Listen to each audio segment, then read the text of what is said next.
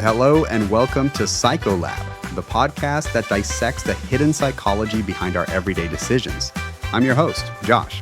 And I'm your co-host, Chelsea, coming to you live from a state of deep, deep regret. That sounds ominous and also pretty normal for a Tuesday. What's going on?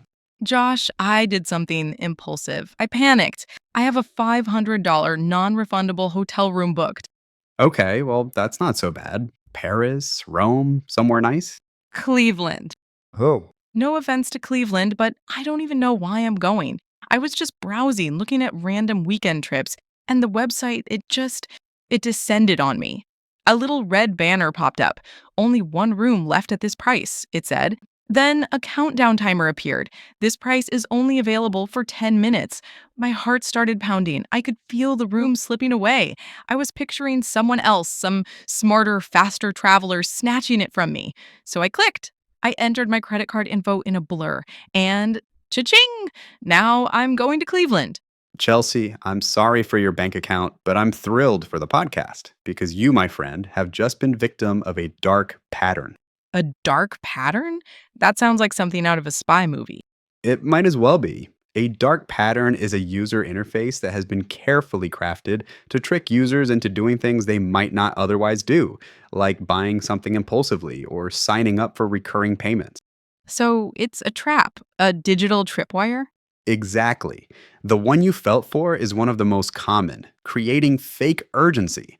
That only one room left message is designed to short circuit your rational part of your brain and activate the panicky emotional part. It's psychological warfare for your wallet. It worked. I completely bypassed the do I actually want to go to Cleveland part of my brain and went straight to I must win this hotel room. Let me guess. Did you also see a little pop up that said something like 35 other people are looking at this hotel right now? Yes, that was a huge part of it. I felt like I was in a race with 35 other people. It made the room feel so desirable. That's another layer of the pattern. It's called social proof. It's a psychological principle where we conform to the actions of others under the assumption that those actions are the correct behavior. If 35 people want that room, it must be a great room. Right, the wisdom of the crowd. Except online, that crowd is often completely fake. What? You mean those weren't actual 35 people who also suddenly had a burning desire to visit the Rock and Roll Hall of Fame? It's highly unlikely. Many of these sites just run a simple script, a piece of code that generates a random number between, say, 20 and 50, and displays it. It's just there to trigger your FOMO, your fear of missing out. My FOMO is very, very real. And now it has a $500 price tag. This feels so manipulative. It is, and it gets worse. Let's talk about that countdown timer, the little clock ticking its way to your financial doom.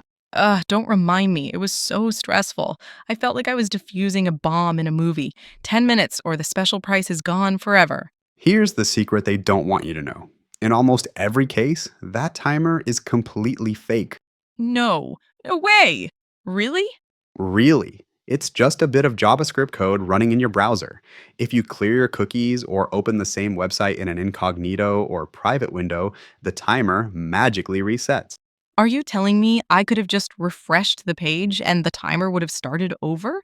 That's usually how it works. The deal isn't going anywhere. The timer isn't connected to the hotel's actual inventory. It's just a visual pressure tactic. The entire system, the timer, the scarcity message, the social proof, is a carefully constructed illusion. I feel so foolish. They played my emotions like a violin. Don't. They spend millions of dollars on user experience research to find these psychological exploits. This all falls under a broader economic concept called artificial scarcity. Okay, lay it on me. I'm already in for $500. I might as well get an education out of it. Artificial scarcity is the practice of making items or resources seem rare, even when they're not, to drive up their perceived value and price.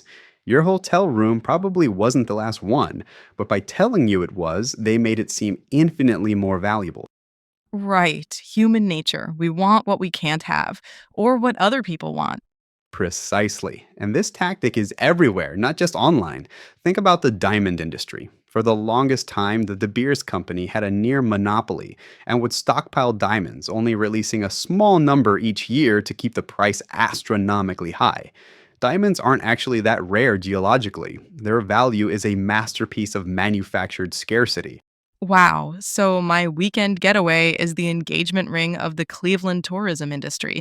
That's oddly poetic. In a way, yes. Or look at concert tickets for a huge artist. Promoters will often release tickets in small batches. The first batch sells out instantly, creating a media frenzy and a sense of insane demand. Then they release more platinum tickets later at a much higher price, capitalizing on the panic they just created. That makes so much sense now. You feel like you're fighting against thousands of other fans for something precious, but the entire battle was orchestrated. The fight was rigged from the start. They create the urgency, the scarcity, and the social pressure so that all your brain wants to do is click confirm purchase. And I did. I clicked it so hard. So, what's the lesson here? Never trust the internet again and live in a cabin in the woods?